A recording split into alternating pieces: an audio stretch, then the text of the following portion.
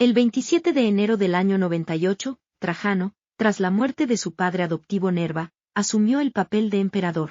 Se convirtió en el primer líder de origen hispánico en dirigir la vasta extensión de la antigua Roma. Marco Ulpio Trajano nació el 18 de septiembre del año 53 en Itálica, una colonia romana ubicada en la actual España. Trajano, conocido por su habilidad militar y administrativa, desempeñó un papel crucial en la expansión del imperio hacia el este, logrando victorias notables que ampliaron sus fronteras. Uno de los logros más destacados durante su reinado fue la conquista de la región de Dacia, ubicada en lo que hoy es Rumanía. Su gobierno se caracterizó por políticas que buscaban el bienestar de los ciudadanos romanos y la mejora de la administración pública. Trajano implementó numerosas obras públicas, incluyendo la construcción de foros y la famosa columna de Trajano en Roma, que conmemora sus victorias militares en Dacia.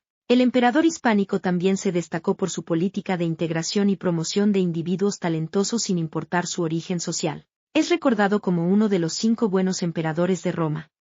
El 27 de enero de 1554, cerca de Cádiz, España, naufragó y perdió la vida el experimentado navegante Pedro de Heredia.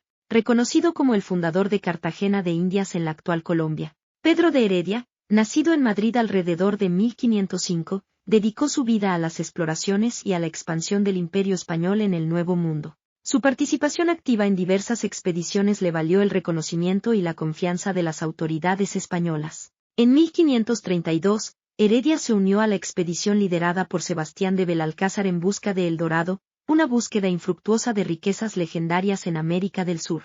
El nombre de Pedro de Heredia se asocia principalmente con la fundación de Cartagena de Indias, una ciudad estratégica en la costa caribeña de lo que hoy es Colombia. En 1533, Heredia fue comisionado por el gobernador de Santa Marta para explorar y fundar un asentamiento en la región. Su elección del sitio se basó en consideraciones tácticas y estratégicas, ya que buscaba un lugar que fuera fácilmente defendible contra ataques de piratas y enemigos extranjeros. Cartagena de Indias se convirtió en un importante puerto y bastión defensivo.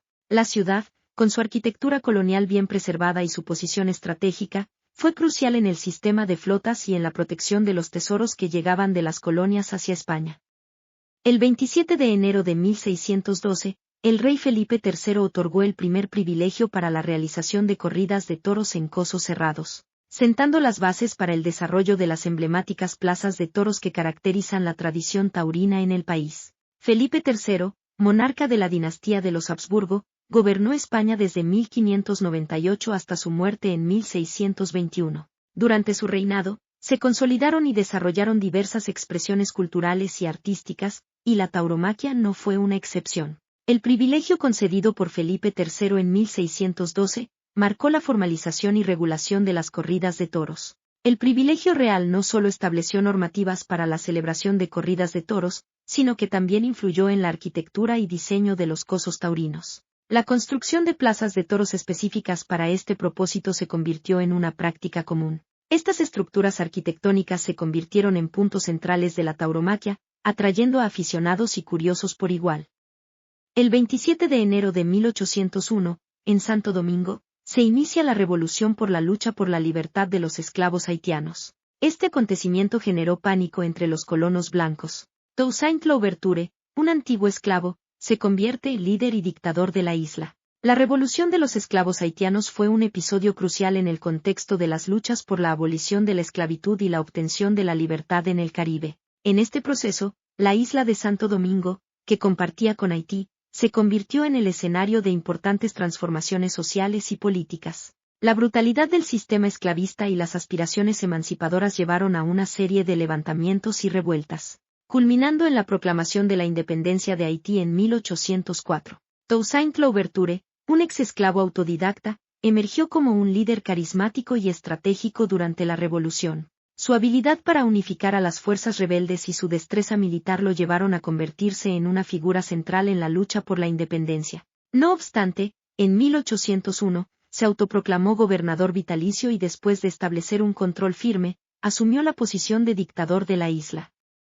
El 27 de enero de 1805, marcó el nacimiento de una destacada figura aristocrática, conocida como Sofía de Baviera. Fue una princesa austriaca cuya vida estuvo intrínsecamente ligada a los eventos y dinastías de la Europa del siglo XIX. A través de su linaje y conexiones matrimoniales, Sofía dejó su huella en la historia de las casas reales europeas de la época. Sofía de Baviera, cuyo nombre completo era María Sofía Amelia de Wittelsbach, nació en Múnich, Baviera. Era hija de Maximiliano I José, rey de Baviera, y Carolina de Baden. Su origen real la colocó en una posición privilegiada desde el principio. Sofía contrajo matrimonio con Francisco I de Austria, emperador del Sacro Imperio Romano Germánico, en 1824. Este enlace matrimonial consolidó aún más las conexiones entre las poderosas casas de Wittelsbach y Habsburgo. El matrimonio fortaleció las alianzas entre Baviera y Austria. También contribuyó a la estabilidad y consolidación de las monarquías en una Europa marcada por cambios políticos y tensiones. Como madre, tuvo varios hijos. Francisco José I de Austria, emperador de Austria y rey de Hungría. Maximiliano I de México, emperador de México. Carlos Luis de Austria. María Ana de Austria. Y Luis Víctor de Austria.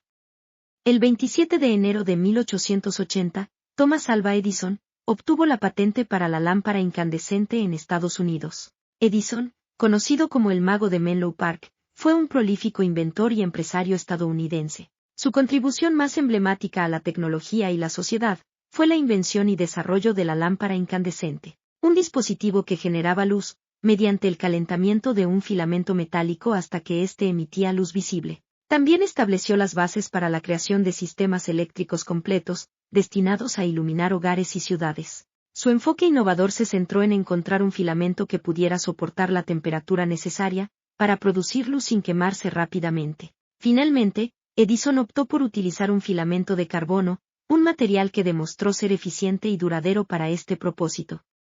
El 27 de enero de 1937, en México, marca un acontecimiento crucial en el marco de la reforma agraria liderada por el presidente Lázaro Cárdenas del Río. Este día, conocido como el asalto a las tierras, simbolizó el principio del fin de los latifundios extranjeros en tierras mexicanas. La reforma agraria, una política fundamental impulsada por el presidente Cárdenas, tenía como objetivo abordar las desigualdades en la tenencia de la tierra. El asalto a las tierras se llevó a cabo en el municipio de Mexicali, donde se llevaron a cabo acciones para expropiar grandes extensiones de tierra que estaban en manos de latifundios extranjeros. El término latifundio se refiere a grandes extensiones de tierra concentradas en manos de unos pocos propietarios, a menudo extranjeros. En el contexto mexicano de la época, la presencia de latifundios extranjeros era un tema candente que generaba tensiones y descontento entre la población local. Los campesinos, respaldados por la reforma agraria, tomaron la iniciativa de ocupar y trabajar las tierras que consideraban que les pertenecían legítimamente. La visión de Cárdenas incluía la idea de otorgar a los campesinos la capacidad de ser dueños y cultivar sus propias parcelas.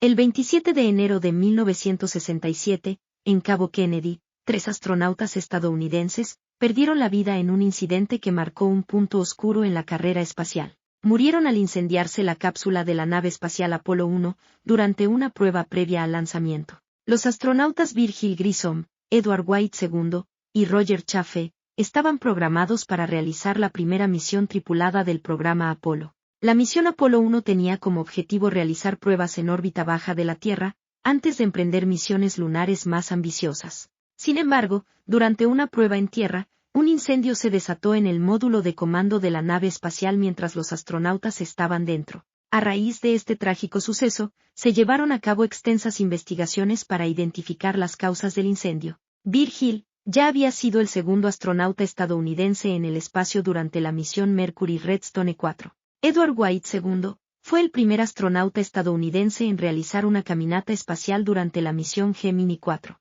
Roger Chaffee era el astronauta más joven del equipo, y estaba haciendo su primera misión espacial. El 27 de enero de 1972, la empresa Magnavox lanzó la Magnavox Odyssey, considerada la primera videoconsola de la historia. La Magnavox Odyssey fue el resultado de los esfuerzos y la visión del ingeniero Ralph Baer, a quien a menudo se le atribuye el título de el padre de los videojuegos. Baer propuso la idea de una máquina que permitiría a las personas jugar a juegos electrónicos en sus hogares. La Odyssey utilizaba circuitos analógicos y tarjetas perforadas para ofrecer una experiencia de juego única. La consola venía con un conjunto de cartuchos que contenían circuitos impresos con diferentes juegos. Los jugadores debían colocar pantallas adhesivas en sus televisores para crear el entorno de juego. Uno de los elementos distintivos de la Magnavox Odyssey fue su controlador, que se conectaba a la consola mediante cables. Los jugadores podían moverse por el espacio de juego mediante perillas y botones en el controlador. Este diseño simple, pero innovador, sentó las bases para los futuros desarrollos en la industria de los videojuegos. La Magnavox ADES incluía varios juegos, algunos de los cuales eran simples simulaciones de deportes como el tenis, el hockey y el ping-pong. Cada juego venía con un conjunto diferente de tarjetas perforadas que ofrecían variaciones en la mecánica del juego. Aunque los gráficos eran muy simples y en blanco y negro, la ADES logró proporcionar una experiencia de juego única y emocionante para la época. El 27 de enero de 1982, los periódicos New York Times y Washington Post publicaron denuncias impactantes sobre la masacre de El Mozote, un atroz acto perpetrado por el gobierno de El Salvador entre el 10 y el 12 de diciembre de 1981. La masacre de El Mozote fue un evento devastador que tuvo lugar durante el conflicto armado salvadoreño, un conflicto que enfrentó al gobierno salvadoreño contra grupos rebeldes. El 10 de diciembre de 1981, unidades del batallón Atlacatl, un destacamento de élite del ejército salvadoreño, llevaron a cabo una operación brutal en El Mozote y varias aldeas circundantes. La población civil, compuesta en su mayoría por mujeres, niños y ancianos, fue víctima de asesinatos, violaciones y torturas sistemáticas. La respuesta del gobierno estadounidense, liderado por el presidente Reagan, fue controvertida y marcada por una aparente falta de condena hacia las acciones del gobierno de El Salvador. 5 días después de la publicación de los informes sobre El Mozote, los republicanos en el Congreso, siguiendo el pedido de Reagan, aprobaron un nuevo aumento en la ayuda estadounidense al presidente salvadoreño de ese momento, Álvaro Magaña. El respaldo financiero y militar de Estados Unidos a la administración salvadoreña fue un tema polémico que generó críticas tanto a nivel nacional como internacional. La aprobación de más ayuda a pesar de las revelaciones sobre la masacre de El Mozote, intensificó los debates sobre la ética y la responsabilidad en la política exterior de Estados Unidos. El 27 de enero de 1993, en España, marcó el descubrimiento de los cuerpos de las adolescentes asesinadas en el crimen de Alcácer. Las víctimas de este suceso fueron Miriam García, Antonia Gómez y Desiree Hernández, 3 jóvenes de entre 14 y 15 años de edad. El 13 de noviembre de 1992, estas amigas desaparecieron en las afueras de Alcácer, un pequeño municipio en la provincia de Valencia. La noticia de su desaparición movilizó a la opinión pública, y la búsqueda de las chicas se convirtió en un caso de gran relevancia mediática. Tras varias semanas de intensa búsqueda, el 27 de enero de 1993, se descubrieron los cuerpos de las víctimas en una plantación de naranjos cerca de La Romana, en la provincia de Alicante. Miguel Ricard y Antonio Anglés fueron identificados como los presuntos responsables. Sin embargo, Anglés logró escapar y permanece en paradero desconocido, mientras que Ricard fue arrestado y condenado. El juicio por el triple crimen de Alcácer se llevó a cabo en la sección segunda de la Audiencia Provincial de Valencia. Comenzó el lunes 12 de mayo de 1997, y se prolongó durante 49 sesiones hasta el 30 de julio de ese mismo año. Miguel Ricard, el único procesado, estaba acusado de rapto, violación,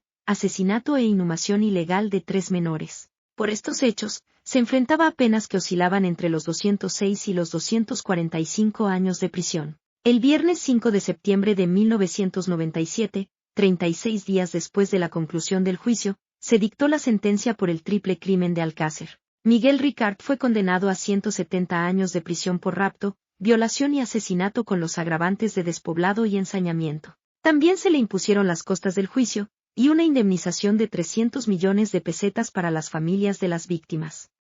El 27 de enero de 2013, se incendió la discoteca Kiss en Santa María, Río Grande del Sur.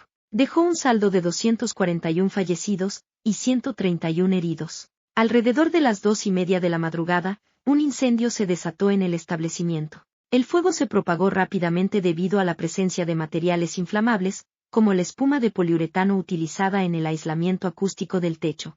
Además, la falta de salidas de emergencia adecuadas y el exceso de capacidad contribuyeron a la magnitud de la tragedia. Muchos no lograron encontrar las salidas en medio del caos, y otros quedaron atrapados en el interior de la discoteca. Las investigaciones posteriores revelaron varias irregularidades y violaciones a las normativas de seguridad que contribuyeron al desastre. La discoteca operaba con licencias vencidas, no contaba con un sistema adecuado de prevención de incendios y las inspecciones habían pasado por alto las condiciones peligrosas. La tragedia de la discoteca Kiss llevó a un proceso legal que culminó en el juicio de los responsables. Los propietarios de la discoteca y algunos de los músicos involucrados fueron condenados por homicidio y lesiones culposas.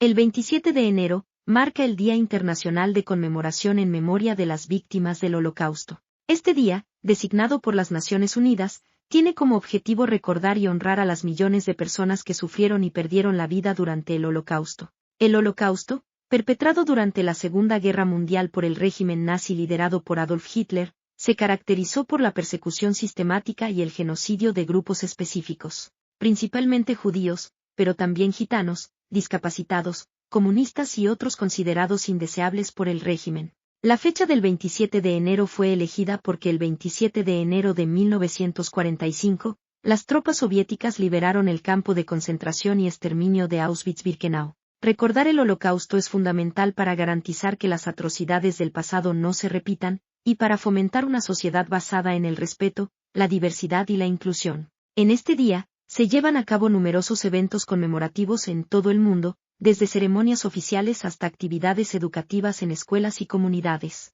Se iluminan velas, se guardan minutos de silencio y se comparten testimonios de sobrevivientes para mantener viva la memoria de las víctimas. Es imperativo que la sociedad global se una para combatir cualquier forma de discriminación, racismo y xenofobia. Cada individuo tiene el deber de contribuir a la construcción de un mundo más justo y equitativo, donde la diversidad sea celebrada.